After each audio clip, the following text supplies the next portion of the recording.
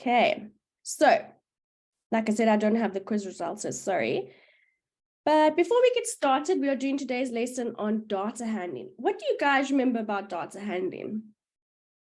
What comes to mind when you think about data handling?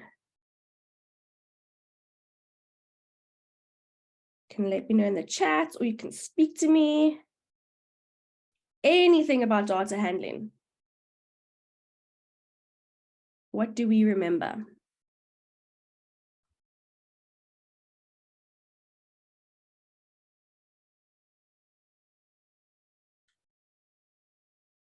Anybody?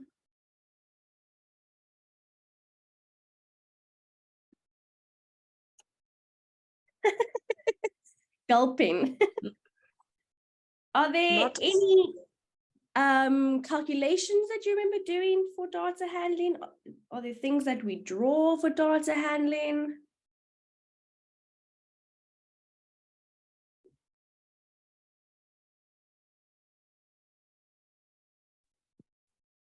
Okay, if I say the words mean, mode, median, and range. Okay. Yeah. Okay, guys, just remember to please stay on mute. There we go, Tiamo, you remembered range. Awesome. Okay, does this ring a bell? Do these 4 things ring a bell? Yes, all of okay. Mean, median, mode, and outlier, as well as range. Good.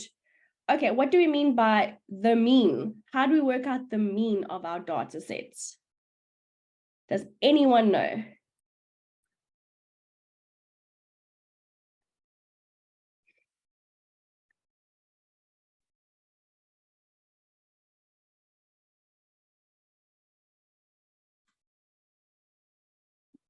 Mean is the average. Yes, Michle. Okay, so mean is we're going to add up all our data, so the sum of our data.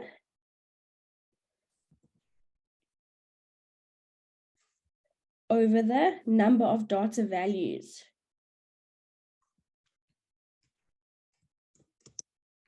So if I have 10 numbers and I want to get the mean, I'm going to add up those 10 numbers and then I put it over 10 because they're 10 numbers. Well done. Good. Well done. Nice, Yamo and Michle. Then mode. What is the mode?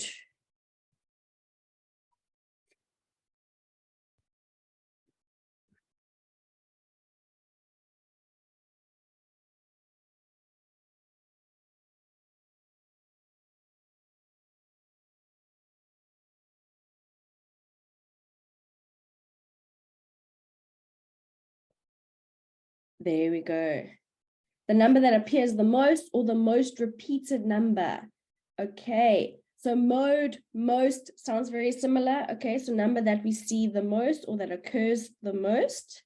Median, what's our median?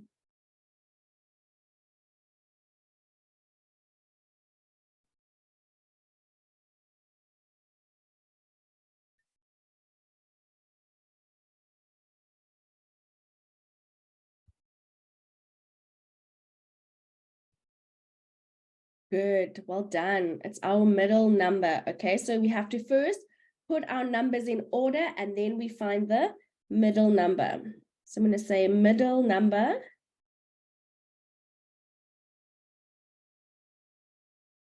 of an ordered. So ordered data set just means we put it in ascending order. Smallest to biggest. Good, Michle. Beautiful definition.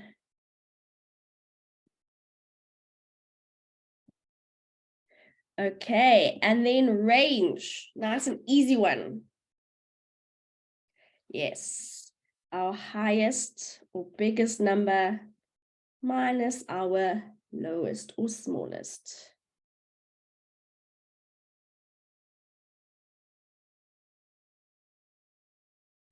Good.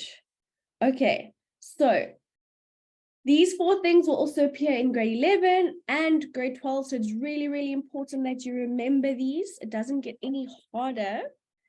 But I have noticed that when it comes to the test, we mix them up, especially the 3 M's, mean, mode, median. Okay, so please, please, please make sure that you know them because it's nice, easy marks in your exams.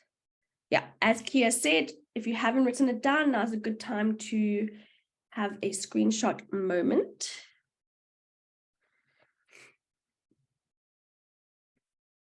All right, so now let's get started with some past paper questions. Okay, so the first question says, Mrs. Smith kept the record of all children who participated in swimming during April 2021. Table 2 below shows the age of the children. Okay, so we've got all the ages for the month of April. 2.2.1, is the data in table 2 discrete or continuous? Give a reason for your answer. What do you guys think it is? Discrete or continuous?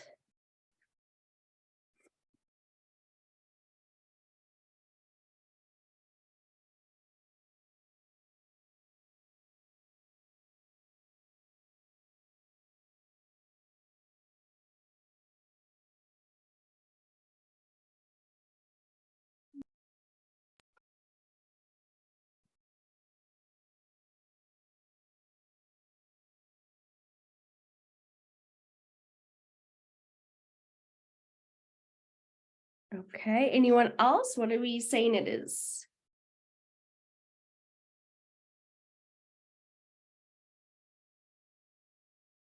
Yeah, it is numerical, but numerical split up into discrete and continuous.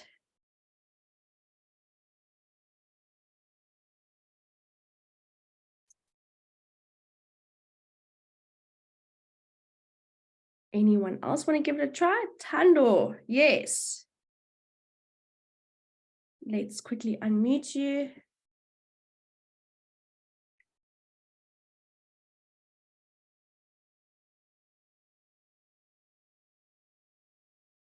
Tando, have you seen a message pop up on your screen to unmute?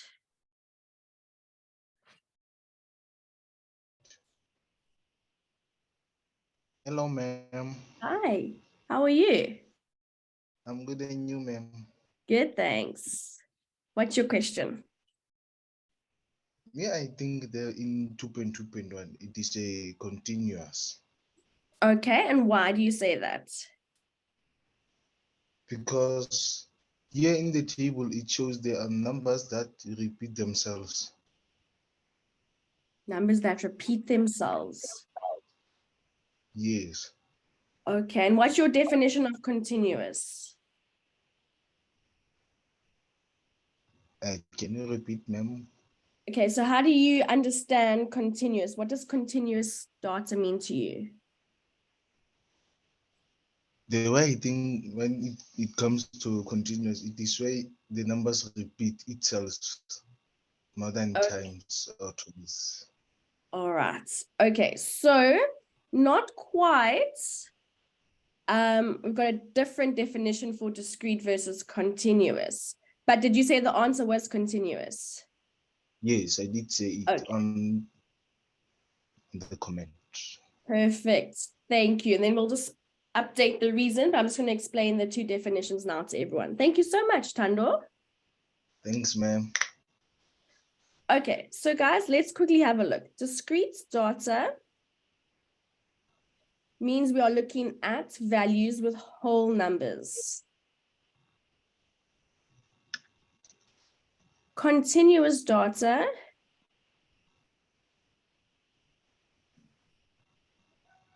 can have decimals.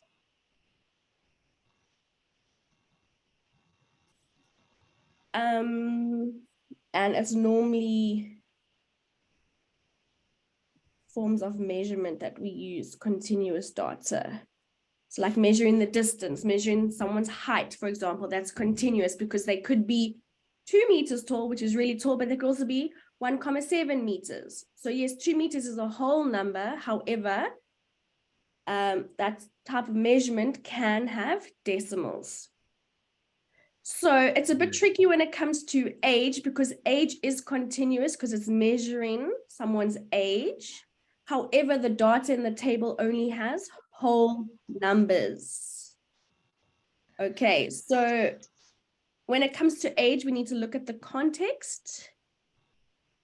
And in this table, there's only whole numbers, so we're going to say discrete because we have all the data is only whole numbers.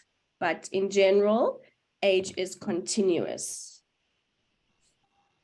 So either way, if you explain it, it should be right. Okay. Okay, so your age is a tricky one, so just remember that one.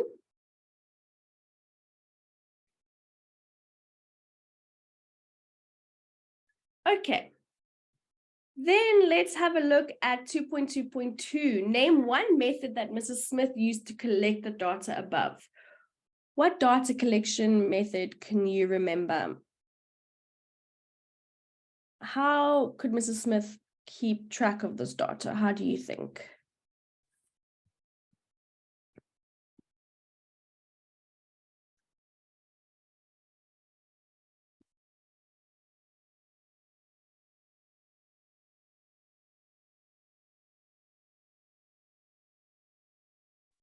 Mihle said a survey. That's one way, but do you think she did a survey?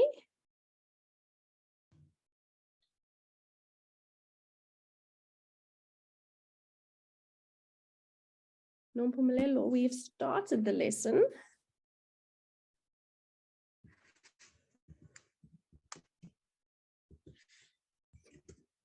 Okay, so we know survey questionnaire is one way to collect data. Interview is another way. Interview, survey, questionnaire. Don't you think Mrs. Smith would have been at the swimming practice and she could have seen the learners at the practice? What method would you use when you're actually looking and then recording? Could use a record sheet, but use a record sheet after you. Yes, Sonia. Observation is a good one. So she went to the swimming lessons, swimming practices, and observed who was there, and she could tick them off.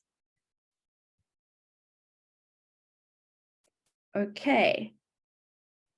I don't think survey would have been a good choice for this. Yeah, or questionnaire or interview. She would have to have seen them there. She can't ask them afterwards, okay, how many lessons did you go to? Or swimming practices. Okay, so observation, looking with your eyes, and you record as you see the people. Now, question 2.2.3, determine the median age for the above data. Median age. So median is our middle number. So I'm going to give you guys a couple of minutes to quickly find the median for me. Let me know if you need some help.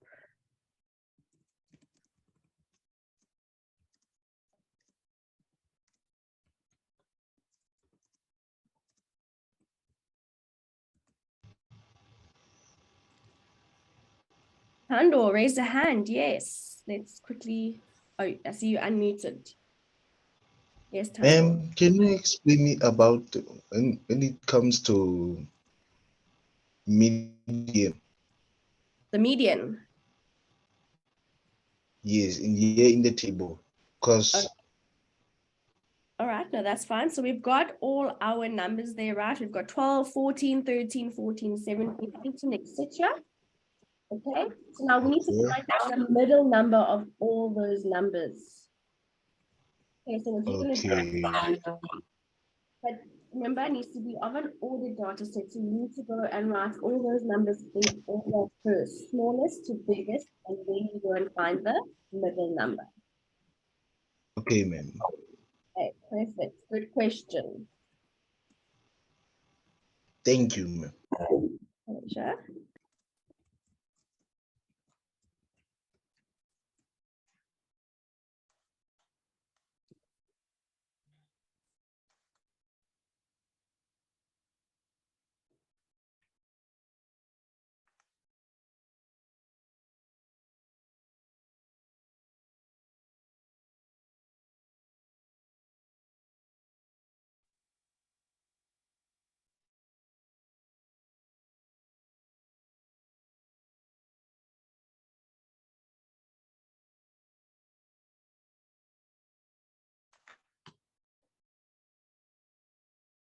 Okay, if we have an answer, you guys are welcome to share it.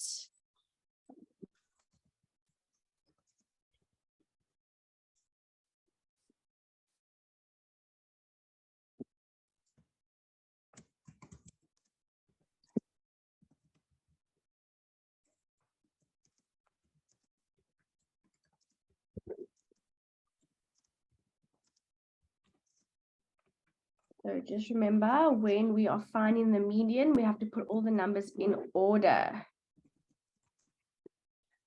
Okay, so I'm going to do that so long. You can just check.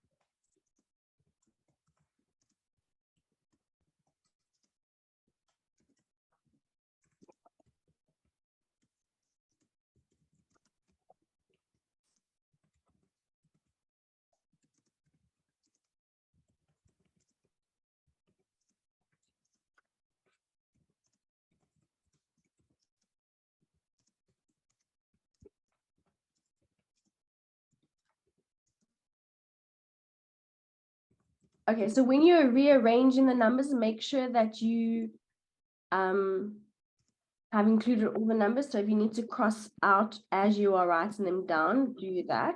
So you should have 19 numbers in your data set. Okay, so I've put my numbers in order. Now I need to find the middle number. Anyone got the middle number yet?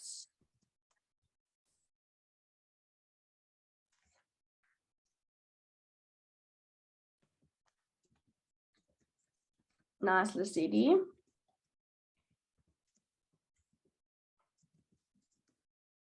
Yes, Katleho.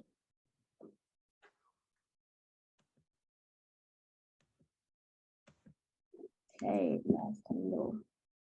Okay, so I see we're all getting 13. So just to clarify, because there's 19 numbers,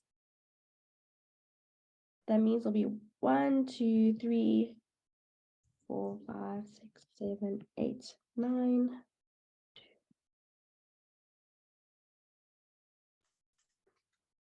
So the middle number is indeed 13. You couldn't cross out from each side until you get to the middle. Or I just know that half of 19, well, you can't get exactly half, so it'll be 8 and 8, and then the leftover number will be the middle number.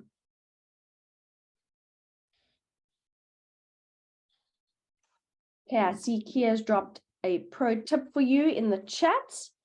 It looks like we all understand median. Please remember to always put your numbers in order before you work out the middle number. Okay, question 2.2.4, calculate the range of the above data.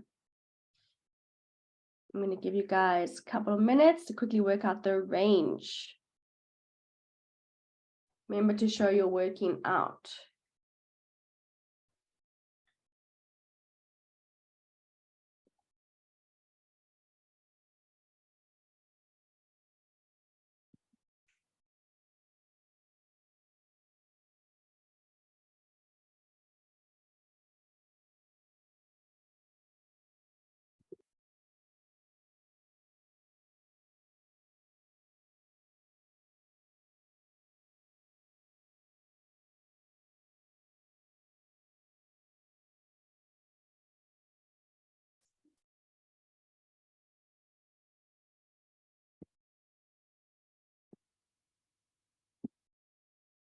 Okay, anyone else got the range?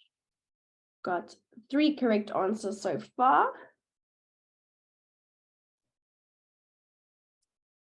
Okay, good. So question is for 2 marks, so we need to show some calculations first. Remember, range is our highest minus our lowest, or highest number minus the smallest number. Our highest number in the data set is 18. minus the smallest number, which is 8. So our range is 10. So you get 1 method mark and an answer mark. That's how you get your 2 marks.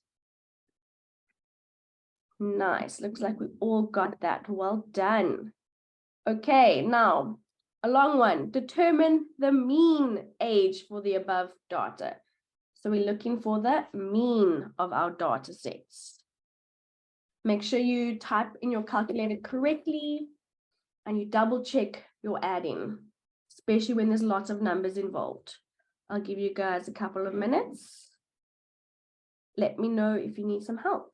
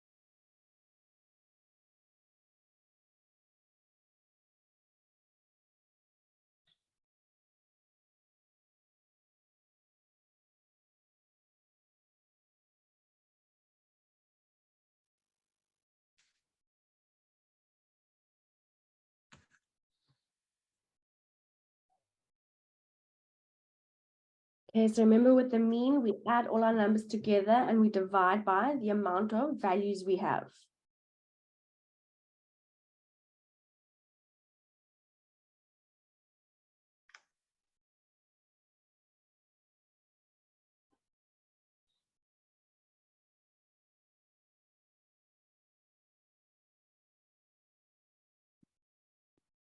Let me know when you guys have your answers.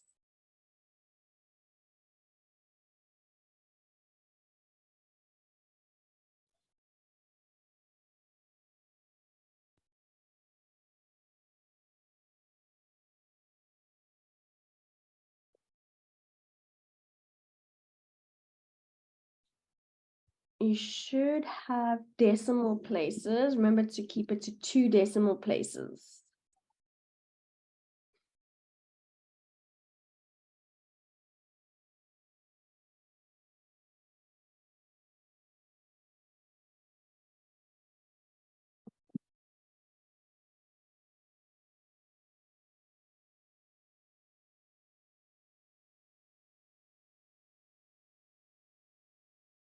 Yes, Tiamo. Yes, Sonia. That's good.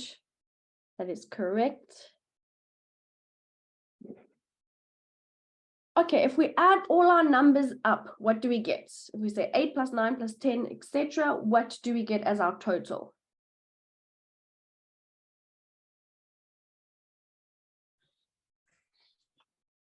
Good. We get a total of 251. We then divide by the number of values we have. We have 19 numbers, so I divide by 19. And that gives us an answer of 13,21. We don't round off to a whole number unless they ask us to. Okay. If we have any questions, please let us know in the chat or raise your hand. Okay. If we're all good, let's look at the next question. Determine the modal age for the swimmers. Modal age. Okay, so I know it's expressed differently here, but modal is the same as mode. What is the age that occurs the most?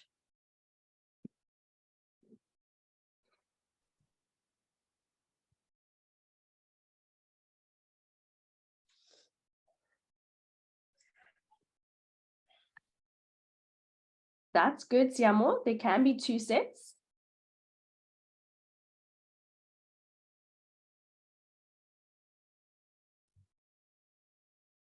What 2 ages appear the most? Yes, Michle. Sonia. Siamo. Good. Okay.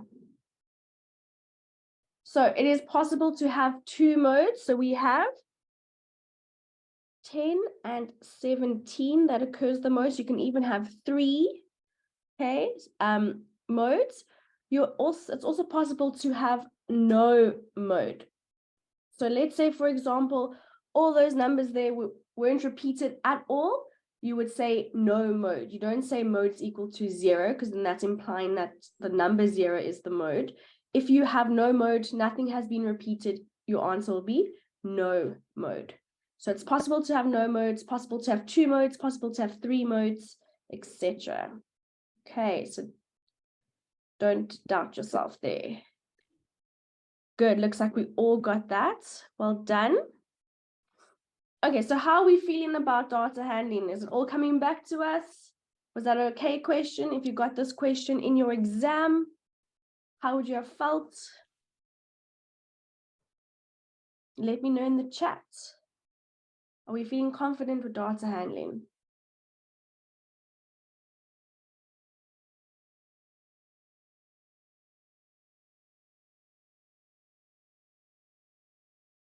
Some smiley faces, thumbs up, you know. No one is saying anything. It's so scary. When we started, I was like, if no one is saying anything about data handling, how did they handle paper one? Right?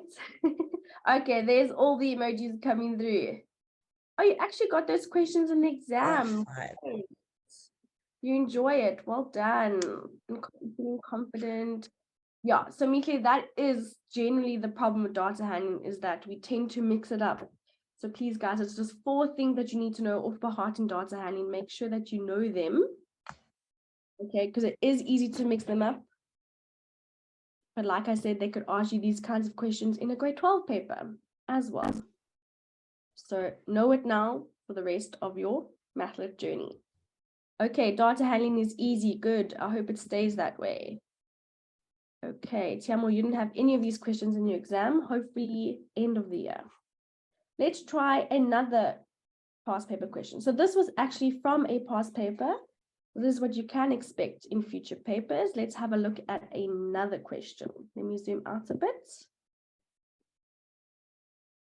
Okay. Grade 11 mathematical literacy learners wrote a test marked out of 50 marks. The results are displayed on the graph below, showing the distribution of marks. So whenever you're given a graph, just take some time to look at all the information. So we can see that we have number of students on the side, our y-axis, our dependent variable side, and then we have marks at the bottom. And as you can see, the marks have been put into ranges. So we have how many students got between 0 and 5 marks, the amount of students that got between 6 and 10 marks. Okay. So question 1.2.1, name the type of graph used to display the data of results. What kind of graph are we looking at?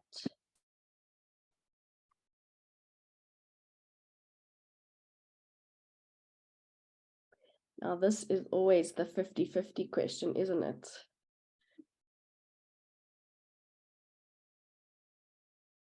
Is it a bar graph? Is it a histogram? What's the difference between the two?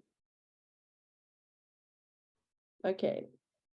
Emmanuel, raise your hand. Let's, oh, no, made a mistake. I got so excited, didn't you, Kia? I did. There. Yay. And then the hand disappeared. Oh, sad. Okay. Histogram has spaces between them. Bar graph has spaces between them. Okay, so it looks like we're mixing up the two. So let's just remind ourselves. Histogram. Emmanuel, are you raising your hand for real this time? Talk to us. Hi, Manuel. Hello.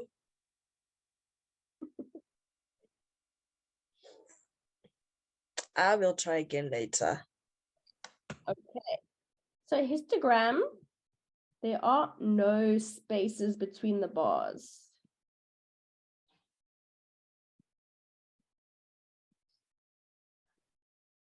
Okay, bar graph has spaces.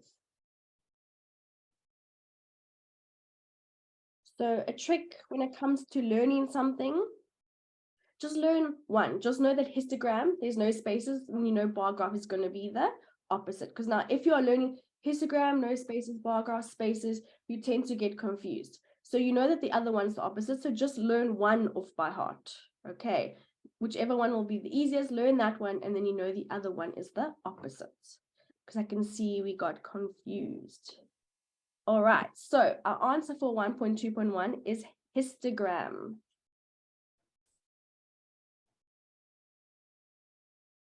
And it is a common question because the examiners know that you tend to get confused between the two.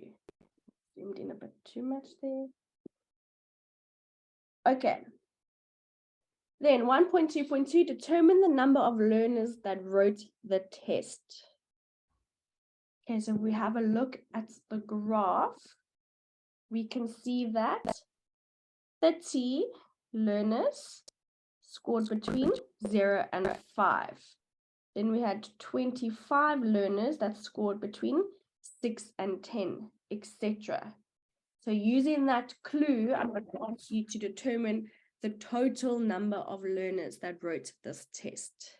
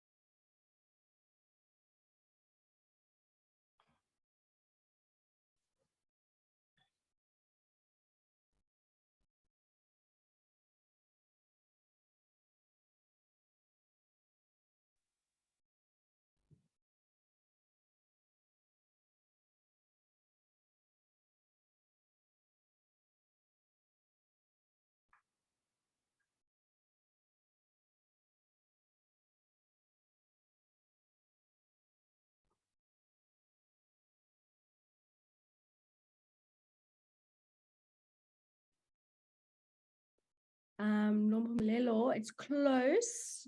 I'll double check that. The question, Tando, is determine the number of learners that wrote the test. So we're looking at the bar graph. Yeah, supposed to calculate the number of students. Oh, okay. Yes, Tiamo, that's good. So as you can see with our first bar, the bar is in line with 30. So that means 30 learners got between 0 and 5 out of 50.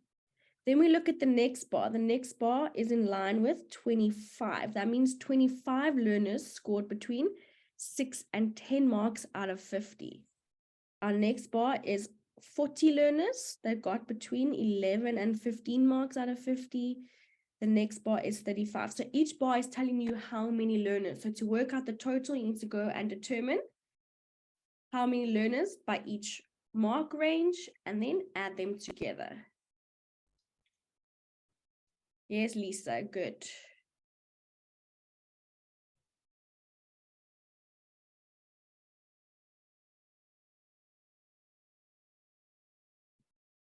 I think you just need to zoom in a bit. There's someone that can't see clearly.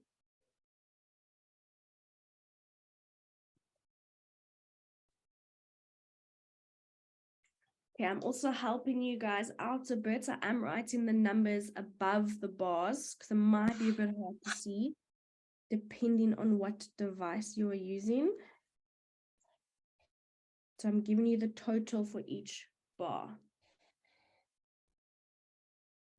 Mpumelelo, did you see where you made your mistake? Do you understand it now?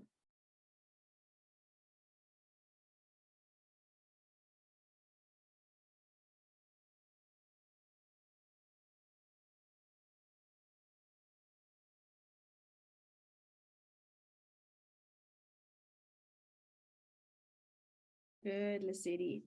Awesome, great.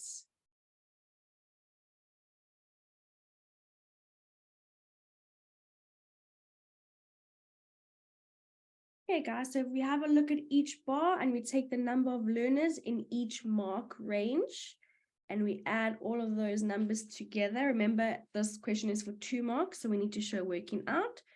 The first bar represents 30 learners. The second bar represents 25, then 40, 35,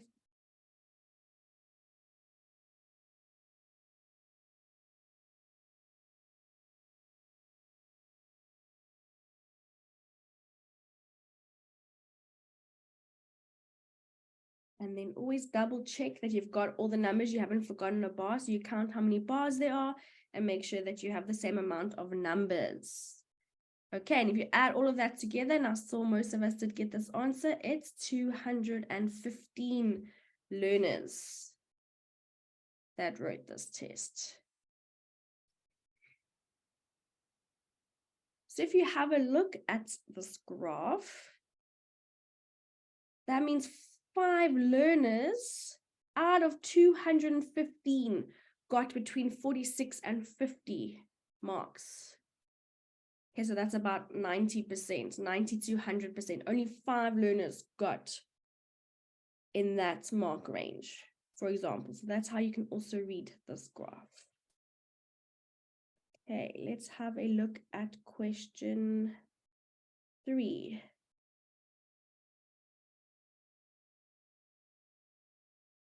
Okay, so this isn't related necessarily, to the graph. Calculate the marks out of 50 for a learner that obtained 68% in the test. So what would 68% equal if we had to look at a mark out of 50? What would their mark be? Would it be 25 out of 30? I mean, out of 50, for example, 30 out of 50. What would 68% represent?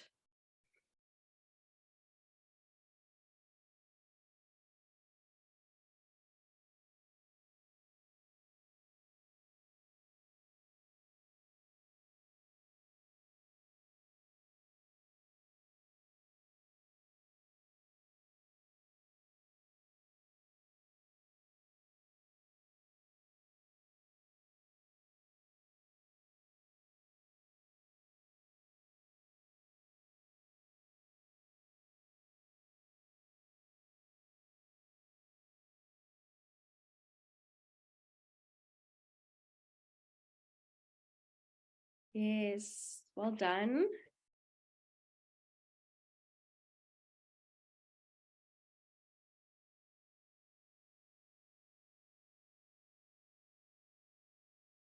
Anyone else want to try?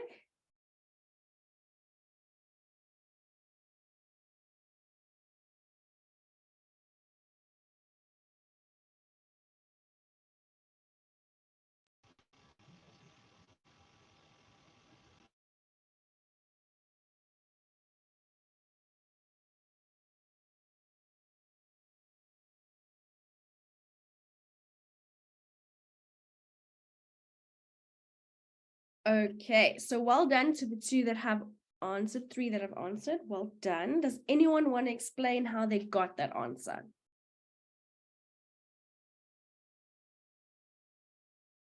Nompumelelo, yes. Oh, sorry, I just muted you by mistake.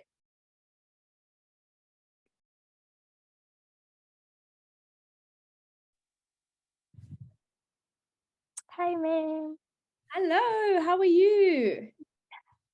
I'm good. Things say yourself. I'm good, thank you. You're on fire tonight.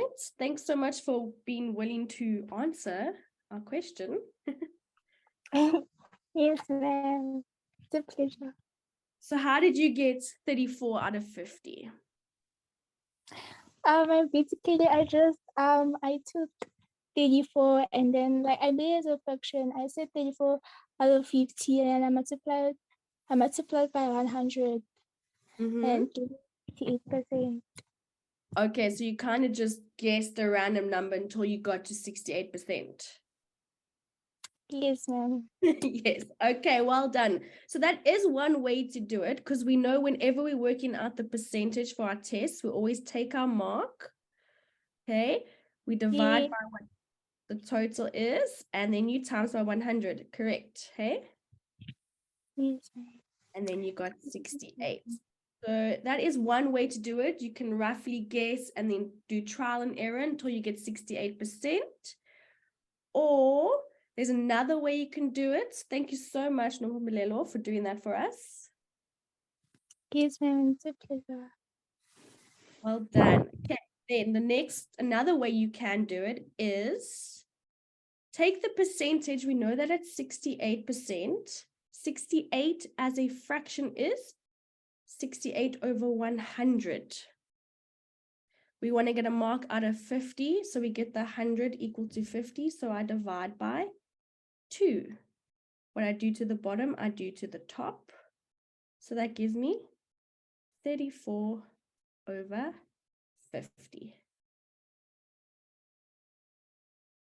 Okay, so all I did there was I took my percentage, made it a fraction. So percentage is always over 100. And then I made the denominator equal to 50 because that's what the test was out of. And I did the same to the top. So Tando raised a hand. Yes. Ma'am, Yes. there are 1.2.2. Yeah. When they say determine the number of learners that wrote the test, what do they mean? Just how many learners wrote the test? What is the total number of learners? Okay. So they want to know the whole total of how many learners wrote this test. And in our graph, we can only see sections. We can see like how many got 0 to 5 out of 50, how many got between 6 and 10 marks. So we had to get the final total. Does that make Okay. sense? Thanks. Yeah, that makes sense. Thanks, ma'am. Pleasure.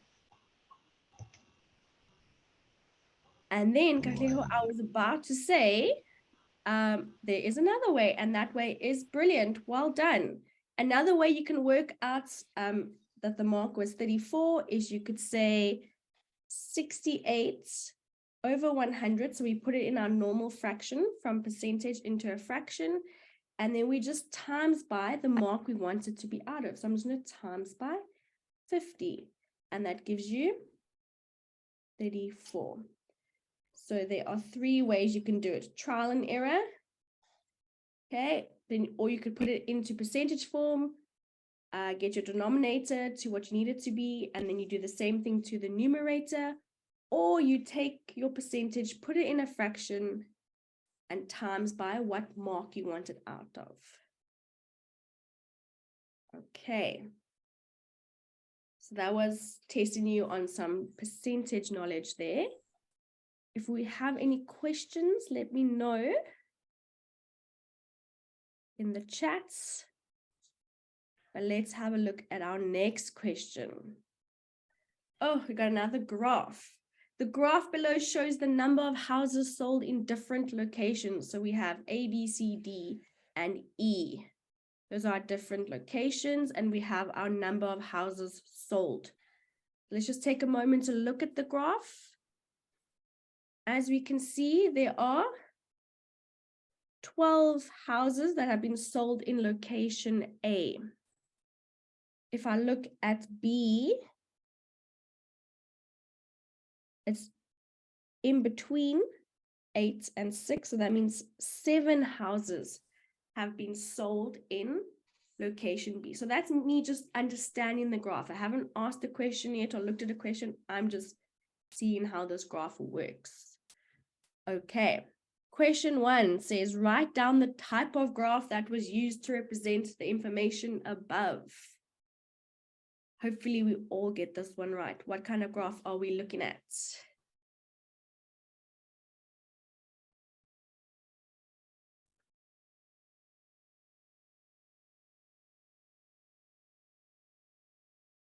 Fantastic. It is indeed a bar graph. So as you can see, it's quite common for them to ask the type of graph they've given you. Okay, for 2 marks. So please make sure you know the difference between the two. It's 2 free marks. All right, question 2, very similar to our previous question with the other graph. Calculate the total number of houses that were sold in all the locations. Calculate the total number of houses that were sold in all the locations. So you need to go and look at each location, see how many houses were sold in each, and we need to get the total, so we need to add. Oh, some of us are quick tonight.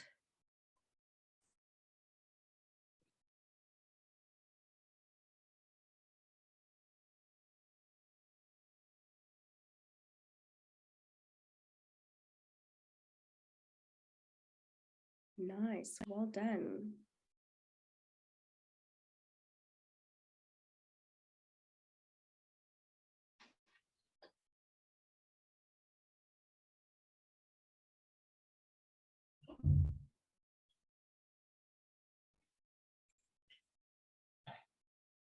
Good. Looks like we all learned from the previous question. So we need to go look at each bar, determine how many houses they were sold in each location. So location A, it was 12. Plus location B, we had 7 houses sold. Location C had 5. Location D had 8 houses. And location E only had 2. And that gives you a total of 34 houses sold. So we need to show this first step for our first mark, and our second mark is for our answer. Nice. Well done. Thanks for showing working out there, Tando. Good. Okay, and then the last question for this evening, question 3, calculate the percentage of houses that were sold at location D. So we need to make a percentage. Calculate the percentage of houses that were sold at location D. I'm going to give you guys a minute or 2 to think about this one. Try, figure it out.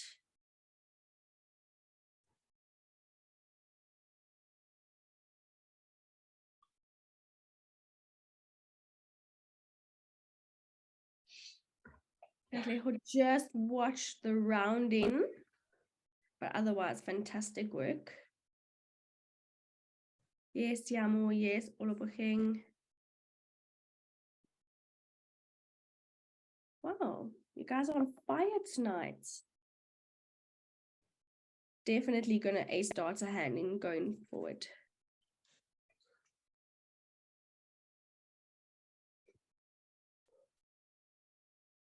Okay, guys, so when making a percentage, or determining the percentage, we always take what we're looking at. So we're looking at D.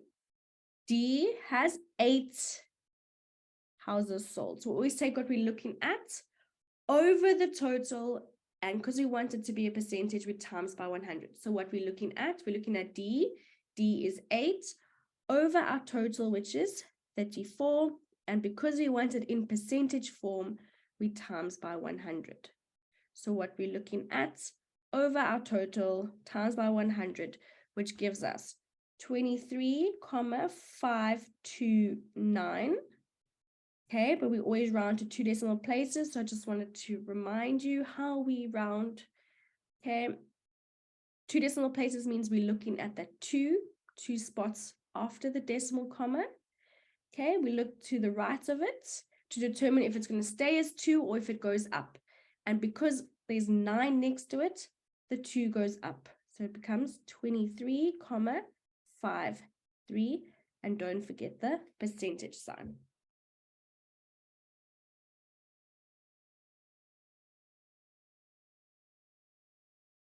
Okay, and I see those of you that answered to get this correct. So as you can see, guys, data handling, it's the same kinds of questions over and over again. They like to ask at least one percentage question. They like to ask you about what kind of graph you're looking at. They like to ask about the mean, mode, median, and range. So make sure that you practice these and you don't get confused between those 4 calculations. Lauren, is there another way to do this? No. Not with this information given to us.